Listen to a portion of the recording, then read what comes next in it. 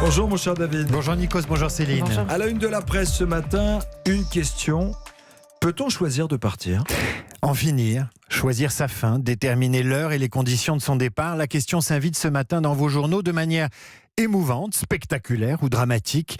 Voyez par exemple Alain Delon à la une des dernières nouvelles d'Alsace. Alain Delon entre rire et larmes qui parlait hier à Cannes d'un hommage posthume de son vivant et qui assurait ému qu'il allait partir bientôt. Les acteurs aiment mettre en scène leur départ. Les footballeurs aussi. Voyez Mbappé en pleine santé, en pleine jeunesse, qui évoque la possibilité d'un départ du PSG et s'offre tout en toucher de balle la une de l'équipe en parlant d'un ailleurs. Nul doute qu'Mbappé choisira le jour et l'heure pour annoncer lui aussi sa sortie.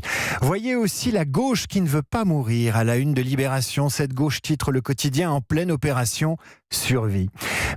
Mais ce qui inspire et bouleverse la presse ce matin, ce n'est ni Delon, ni Mbappé, ni la gauche. C'est bien sûr le cas Vincent Lambert à la une du Figaro, du Parisien aujourd'hui en France, ou de l'Union des Ardennes qui titre « Tout va se jouer cette semaine ». Ce qui se joue, c'est évidemment la vie d'un homme et le droit de vivre pour les uns ou de mourir dans la dignité pour les autres. Un cas de conscience qu'on retrouve dans les éditos et les rubriques opinion des journaux, David. À commencer par le journal La Croix qui faisait la une sur ce déchirement jeudi dernier et qui ouvre ce matin ses colonnes à ses lecteurs.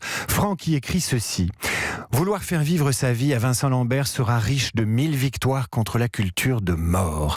Implore ce lecteur de La Croix qui cite Pâques et la résurrection. Autrefois, autre point de vue dans la colonne d'à côté, celui de Christian qui a perdu un fils qui ne comprend pas qu'on refuse à Vincent Lambert la paix de Dieu. Dans le Figaro, Étienne de Monteilly met en balance la souffrance de l'épouse de Vincent Lambert et celle de sa mère. Il invoque un dilemme et peut-être un doute. Pourquoi dit-il ne pas accorder à la victime le bénéfice du doute, c'est-à-dire la vie? Dans l'Union, Géraldine Baird s'interroge. Quand s'arrête la vie? Faute de directives anticipées, la famille se déchire, la France est divisée, mais la justice a tranché. Pierre Fréhel, enfin, dans le Républicain lorrain, se pose des questions sur ce pays où le choix de mourir devrait être aussi respectable que le droit de vivre. Une liberté réclamée depuis longtemps par des associations et nombre de députés, mais sur laquelle le président de la République tarde à se prononcer malgré ses engagements. Le pays des droits de l'homme n'est toujours pas à la hauteur de ses proclamations.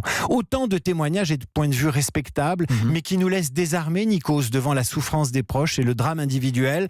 Alors on lira ce matin un portrait sur le site actu.fr. Le portrait d'une mère qui va tout plaquer pour un tour du monde avec sa fille. Delphine a 38 ans, en pleine santé, mais se sait condamnée à terme par la maladie de Huntington, une maladie orpheline, dégénérative, incurable, dont elle n'a pas encore les symptômes, mais qui ne lui accorde qu'un sursis de son propre aveu. C'est la maladie d'une des héroïnes du Dr House, numéro 13, précise-t-elle au magazine. Aujourd'hui, je vais bien. Je ne veux pas me projeter dans quelqu'un de malade.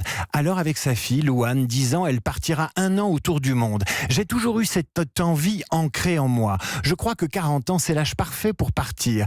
Aujourd'hui, je vais bien, donc il faut en profiter. Alors Delphine a tout programmé, la fermeture de sa pizzeria, le voyage en 2020, l'itinéraire, les pays visités, le budget, jusqu'au cours pour que sa fille puisse continuer à apprendre en voyage. Elle a aussi programmé sa fin de vie, Delphine. Elle veut partir à 50 ans, voit des psychiatres qui comprennent sa démarche et se renseigne sur l'euthanasie ou le suicide assisté, car cette ancienne infirmière en réanimation ne veut pas subir la maladie comme sa mère l'a subi. L'entretien à actu.fr s'achève ainsi. Dans la vie, chaque étape sur la route doit être vécue. Elle a son importance. Rien n'arrive par hasard. Après mon dépistage de la maladie, on m'a distribué de nouvelles cartes et il faut que je joue du mieux possible avec. Et dans ces cartes, Delphine a sans doute un joker qui doit s'appeler le caractère, l'optimisme ou le courage.